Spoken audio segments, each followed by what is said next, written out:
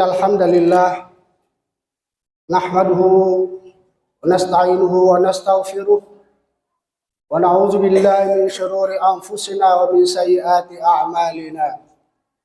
May yahdihillahu fala mudilla lahu wa may yudlil fala hadiya lahu.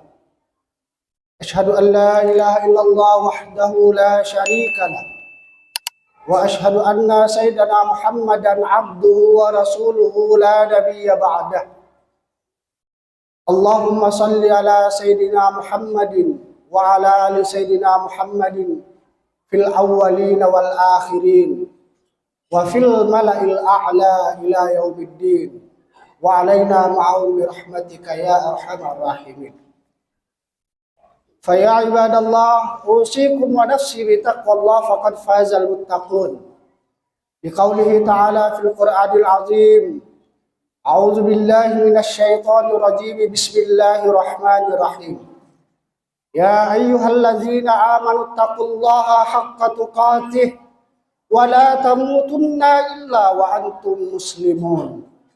Wa qala ta'ala di ayatin ukhra, inna 'aradna al-amanata 'alas samawati wal ardi wal jibali fa'abaina an yahmilnaha wa ashfaqna minha wa hamalaha al-insan innahu kana zaluman jahula.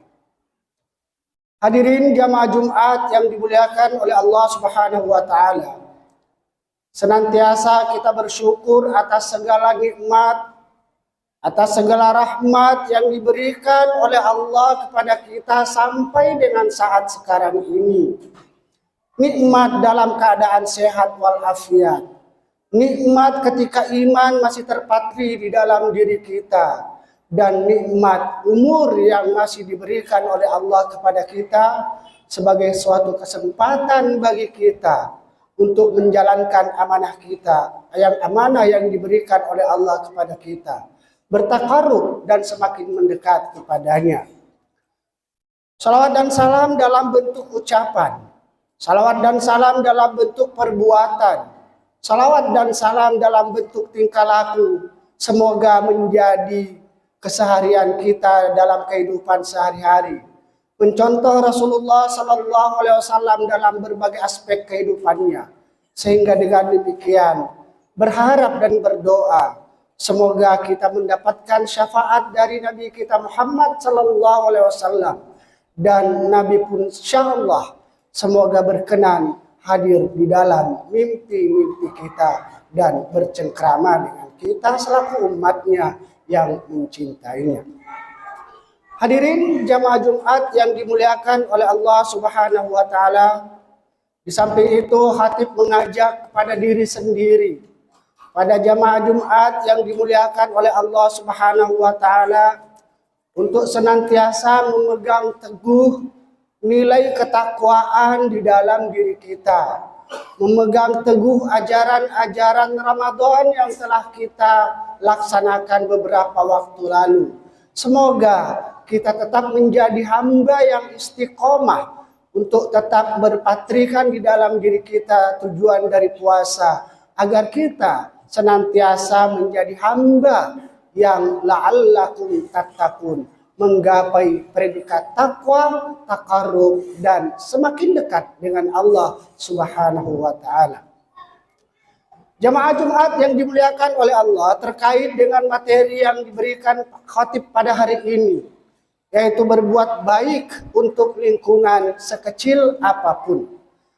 Berkaitan dengan itu, dalam gagasan ekoteologi atau studi tentang hubungan antara agama dan lingkungan hidup yang digagas oleh Al-Mukarram Profesor Dr. Nasaruddin Umar MA, sekaligus Menteri Agama Republik Indonesia, dalam satu dasawarsa terakhir, di mana isu lingkungan tidak lagi diposisikan sebagai agenda tambahan aktivitas sosial, melainkan menyatu dengan inti ajaran agama yang menekankan pada tindakan dan praktek nyata dalam agama bahwa pelestarian lingkungan adalah panggilan iman dari Allah Subhanahu wa taala. Banyak sekali ayat-ayat di dalam Al-Quran yang menekankan betapa pentingnya kita untuk menjaga lingkungan kita. Bahkan diri kita sendiri sebagai bagian dari mikrokosmos alam semesta yang harus kita jaga. Surat Al-A'raf ayat 56 Allah berfirman, "Wala tufsidu fil ardi ba'da islahiha." Jangan engkau berbuat kerusakan di muka bumi setelah Allah menata dengan baik. Setelah Allah menyeimbangkan alam semesta itu.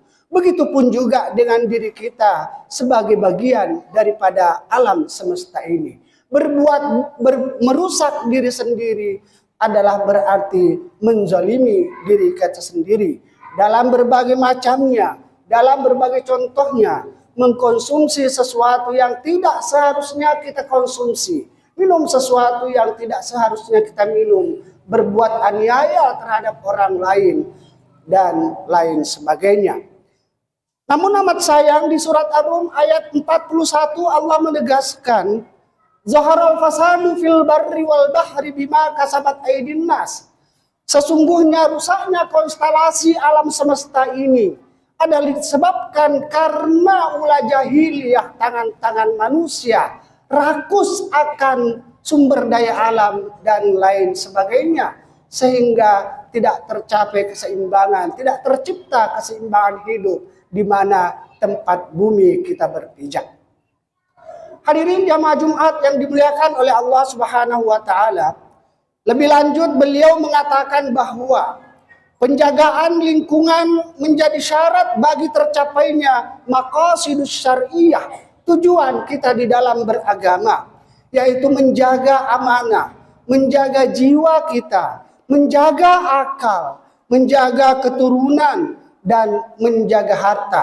Semua tidak mungkin dapat kita lakukan tanpa kita dapat menjaga lingkungan di mana kita berada, lingkungan secara mikrokosmos dan lingkungan makrokosmos.